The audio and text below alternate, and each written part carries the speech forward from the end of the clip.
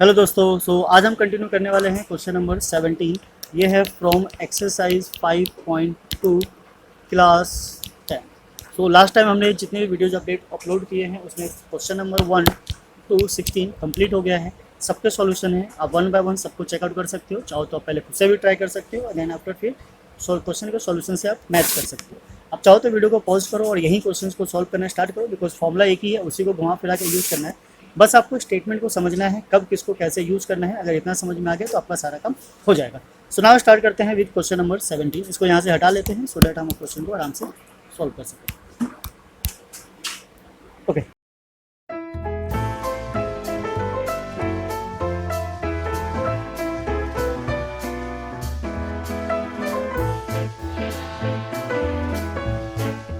So question number 17 is what? Find 20th term from the last term of the AP this. तो ये question कुछ इस तरीके से है कि हमें क्या करना है, इसमें उल्टा फाइंड आउट करना है। सो AP हमारे कुछ इस तरीके से है, this is what 3 8 13 and so on, this is what 2 5 3। तो बेसिकली क्या करते हैं, यहाँ से टर्म्स को फाइंड आउट करते हैं और हमें फाइंड आउट करना था तो 20।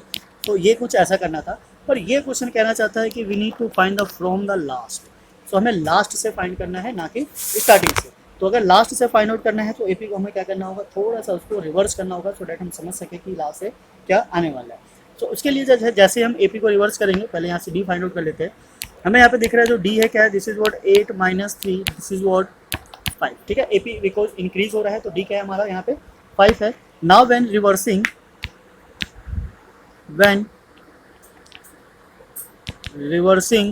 AP, जब हम AP को रिवर्स कर देंगे तो ये जो लास्ट टर्म था जहाँ एंड हो रहा था वहाँ से क्या हो जाएगा, स्टार्ट हो जाएगा। ठीक है, this is what starting. Now जो D था हमारा क्या था 5। अब जब ये इन्वर्स हो जाएगा, बिकॉज AP हमारी क्या होती है इंक्रीज, और जब रिवर्स करेंगे तो क्या होने लगेगा डिक्रीज।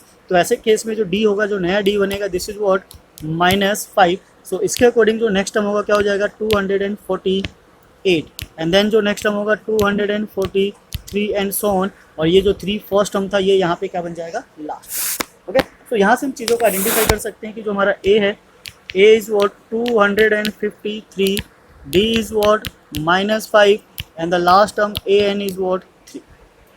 ओके, सिंपल है। पर यहाँ पे हमें लास्ट टर्म की रिक्वायरमेंट नहीं है, बिकॉज हमें फाइंड आउट करना है, क्या फाइंड आउट करना है, 20th टर्म फाइंड आउट करना है। दैट मीन्स कि we need to find A20, that's the question. ठीक है, तो उसमें हमें ये फाइंड करना है। तो फॉर्मुला लगाते हैं, सारी वैल्यूज हमें पता चल गई है। अब सीधा सीधा क्या करना है, सिंपली फॉर्मुला अप्लाई करना है, वैल्यू सब्स्टिट्यूट करना है एंड देन सिंप्लीफाई करना है। सो AN, इट मीन्स कि हमें क्या फाइंड करना है, AN A plus n-1 and D। So AN is what A20, A is what 253 plus n क्या है हमारा 20 है, this is what 20 -1 bracket, this is what 5। तो ना इसको सिंप्लीफाई कर लेते हैं, this is what 253 minus 19 into 5, इस माइनस को हम यहाँ लेकर आ गए। So now when we multiply 19 into 5, so 19 5 is what -95। तो यहाँ से क्या करना है, 95 को माइनस कर लेना है, 253 and 95, so 1 is here 13, this is 4, 13 minus 5 is what 8. Now we take 1 from here, this is what 5 and 1, so this is 158, right? So जो 20th टर्म होगा from the last term, this is what 158। सो इस तरीके से क्या करना है, question के solution को फाइंड आउट करना है। तो आई होप आपको समझ में आया होगा। अगर स्टार्टिंग से है तब तो ठीक ही है, कोई दिक्कत नहीं है, हमें ऐसे ही जाना है जैसे हम जाते थे। और अगर from the last find out करना है तो तुम्हें क्या करना है, बस इस AP को क्या करना है, रिवर्स करना है और कुछ नहीं करना है, यहीं से आपका आंसर निकल कर आ जाएगा। So this is what 20th term. Now come to the next is what question number 18। Question number 18 भी काफ़ी अच्छा क्वेश्चन है, इसको थोड़ा सा ध्यान से समझेंगे बिकॉज इसमें काफ़ी कुछ है। लास्ट टाइम हमने जो क्वेश्चंस किया था ये उसी से रिलेटेड है, पर बेसिकली इसमें थोड़ा सा एक्स्ट्रा चीज़ है, इसीलिए हम इस पर क्या करेंगे, थोड़ा सा फोकस करके चलेंगे। तो यहाँ ले लेते हैं, this is what question number 18। ठीक है, क्वेश्चन की स्टेटमेंट को स्टेप बाय स्टेप रीड करेंगे, देन समझेंगे क्या कहना चाह रहा है। This sum of 4th and 8th term of this AP is 28। तो अभी तक हमारे पास 4th टर्म या 8th टर्म होता था, पर ये कहना चाह रहा है this sum of 4th term plus 8th term A8 is equals to 24। ठीक है, तो पहले इसको हम सिंप्लीफाई कर लेते हैं। सिंप्लीफाई करेंगे तो क्या आ जाएगा, 4th टर्म को हम कैसे एक्सपेंड कर सकते हैं, A plus 3D plus eighth term को हम कैसे कर सकते हैं, a plus 7d and this is what 24. तो a plus a is what 2a and 3 और 7 is what 10d equals to 24. अब ये पूरी इक्वेशन क्या है, इवन नंबर है. तो इवन नंबर है तो हम 2 से इसको डिवाइड कर सकते हैं और सिंप्लीफाई कर सकते हैं. So this is what a plus 5d is equals to 12. This is equation number 1. Right. Now come to the next statement को देखेंगे. स्टेटमेंट को जितना केयरफुली रीड करोगे उतनी अच्छे से आप इसका रिजल्ट निकाल सकते हो. The sum of 6th and 10th term is what 44. So the sum of 6th and 10th term, तो सेम जैसे ऊपर किया था, 6th term plus 10th term is what 44. इसको भी एक्सपेंड कर लेते हैं. So this is what a plus 5d plus a plus 9d is equals to 44. So a plus a is what 2a. This is what 2a plus 5 और 9 14. So this is 14d equals to 44. अब यहाँ भी हम देख सकते हैं कि सारा क्या है, इवन है. So 2 से डिवाइड करेंगे. This is what a plus 7d and this is 22. Equation number 2. ठीक है. सो क्या फाइंड करना है क्या नहीं करना है वो बात की बात है. पहले हम इनको सॉल्व कर लेंगे बिकॉज a और d की हमें रिक्वायरमेंट होती ही है हमेशा. बिकॉज बिना ए और डी के कोई भी एपी क्रिएट नहीं होगी और जो भी चीज़ फाइंड आउट करना है हम उसको फाइंड आउट नहीं कर पाएंगे. So we need to what solving first and second. So the first equation is a plus 5d equals to 12. a plus 5d equals to 12 and a plus 7d equals to 22. Now sign change करेंगे, minus minus minus, so this will cancel. यह आ गया हमारा minus 2d. 22 से 12 minus करेंगे. So this is what minus 10. Right. Now the d is equals to minus 10 divided by minus 2 which is 5. So d की value क्या आ गई हमारी 5. किसी भी क्वेश्चन में सब्स्टिट्यूट कर देते हैं, फर्स्ट वाले में डाल देते हैं, d इज 5.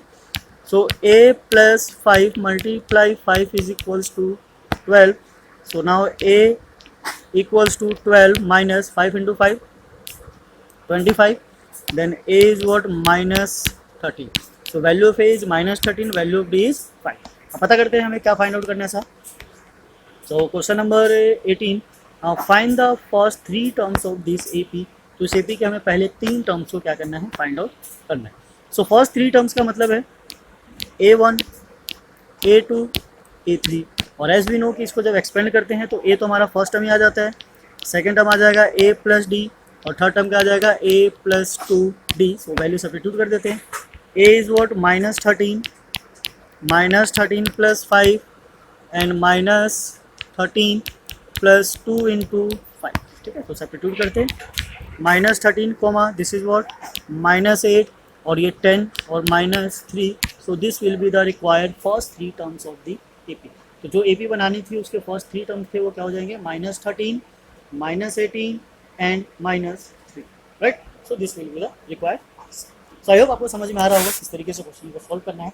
वर्ड प्रॉब्लम में यही होता है कि आपको क्या करना है, स्टेटमेंट को बस क्लियर करना है, इक्वेशन क्रिएट करनी है एंड देन आफ्टर फटाफट आपके आंसर्स निकल कर आ जाएंगे. ओके. सो आई होप आपने ये नोट कर लिया होगा. नहीं किया होगा तो वीडियो को पॉज करके दोबारा से भी देख सकते हैं और ना समझ में आए तो फिर से एक बार रिप्ले करके. बिकॉज मैथ्स में क्या होता है, जब तक 1-2 बार चीज़ों को ना सॉल्व करो ना रीड करो तब तक क्वेश्चन जल्दी समझ में नहीं आता है. वर्ड प्रॉब्लम में अगर एक बार में क्वेश्चन स्टेटमेंट ना क्लियर हो तो उसको 2 बार रीड करो, 3 बार रीड करो, जब तक सारे डाउट्स ना मिट जाए रीड करते रहो या फिर जहाँ से हो जैसे हो हेल्प लेते रहो.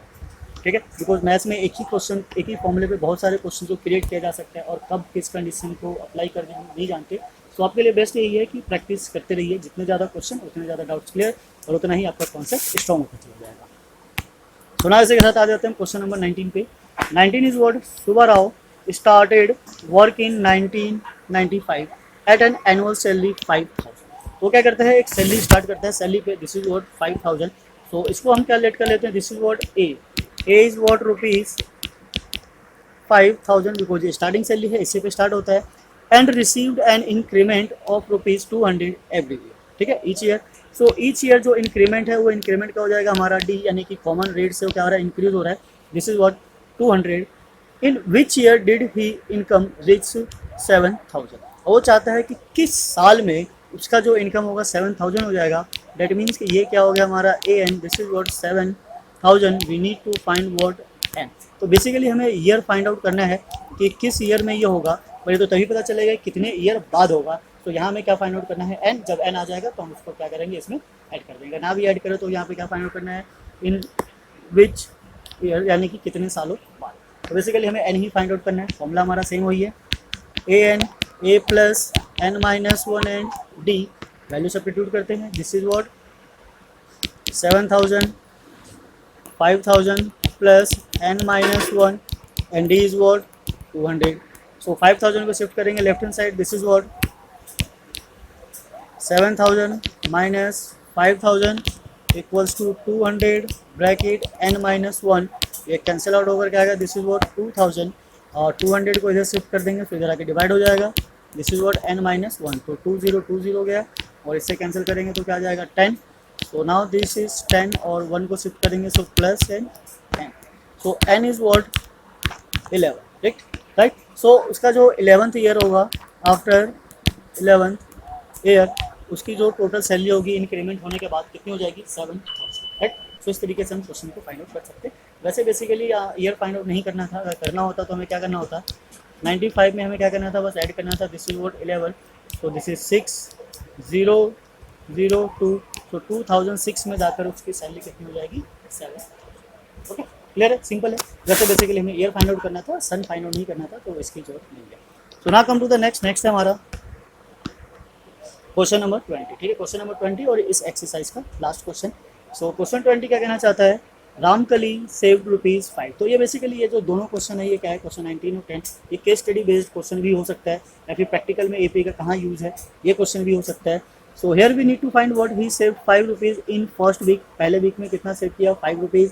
Now of year then increased her weekly saving by 1.75, और हर वीक में वो कितना सेविंग करती है 1.75, यानी कि यहाँ से जो स्टेटमेंट को अगर क्लियरली समझोगे तो सेविंग जो स्टार्ट किया, तो सेविंग स्टार्टिंग कहाँ से हुई है उसकी ₹5 से। सो जो स्टार्टिंग है, this is what first term is what 5। Okay, now जो हर वीक जो सेविंग करती है, यानी कि कॉमन डिफरेंस है, एक मतलब डिफरेंस पे वो चल रहा है, this is what ₹1.75 now he her weekly saving becomes this. तो वीकली सेविंग जो होती है वो कितनी निकल कर आती है, दिस इज व्हाट AN, यानी कि जो लास्ट टर्म या फिर लास्ट में जो टोटल सेविंग बनकर आ गई 20.75। तो बेसिकली यहाँ पे तो सीधा डायरेक्ट ही बोल दिया है कि we need to find n, otherwise दूसरे लेकिन ये भी बोल सकता था in how many week he saved ₹20.75, right. अब बिकॉज यहाँ पे डायरेक्ट n है तो हमें सीधा सीधा n की वैल्यू फाइंड आउट करनी है। फॉर्मूला वही है हमेशा की तरह, AN equals to AA my plus n minus one and d। ना वैल्यू सब्स्टिट्यूट कर देते हैं, this is what 20.75 equals to A is 5 plus n minus one and d is what 1.75। Okay, now इस 5 को शिफ्ट करेंगे इधर, so this is what 20.75 minus 5 equals to 1.75 bracket n minus one. Now 5 को minus करेंगे, so this is what 15.75 and equals to, इसको यहीं ले आते हैं डिवाइड करने के लिए, 1.75 and this is n minus one, right. Now यहाँ से डेसिमल को हटाएंगे, सो दिस इज व्हाट 100, यहाँ से डेसिमल हटाएंगे, so this is also what 100 और 100 कैंसिल हो गया, so 1575 by 175 is equals to n minus one, right. Now इसको जब हम कैंसिल आउट करने जाएंगे तो ये 9 टाइम्स में पूरा कैंसिल हो जाएगा, दिस इज व्हाट 9 प्लस 1 को शिफ्ट किया, so 1 is here and n is here, so n is equals to what 10। It means कि 10 वीक में वो टोटल इतना सेविंग कर लेगी ₹20.75। सो अगर आपको चेक करना हो ये सही कटा है नहीं कटा है, तो 175 को आप 9 से मल्टीप्लाई करके देख सकते हो, 9 5 45, this is 4 is here, 9 into 7 63, this is 7 6 is here और 9 और 1 6 इज 15। सो ये टोटली क्या हो जाता है 9 टाइम्स में कैंसिल हो जाता है। तो इस तरीके से हमारी जो n की वैल्यू कितनी आ गई 10। ओके, सो यहाँ पे हमारा एक्सरसाइज 5.2 कंप्लीट हो जाता है फ्रॉम क्वेश्चन नंबर 1 to 20, ठीक है। आई होप आपको समझ में आया होगा। ना समझ में आए तो वीडियो को रिपीट करके देख सकते हो, आप हमें कमेंट भी कर सकते हो, कमेंट करने से हमारा मोटिवेशन बढ़ता है और वीडियोस बनाने के लिए क्या करते हैं मोटिवेट होते हैं। सुना मिलते हैं फिर नेक्स्ट वीडियो में नए एक्सरसाइज के साथ, नए क्वेश्चन के साथ। जब तक के लिए जय हिंद, जय भारत, थैंक्स फॉर वॉचिंग।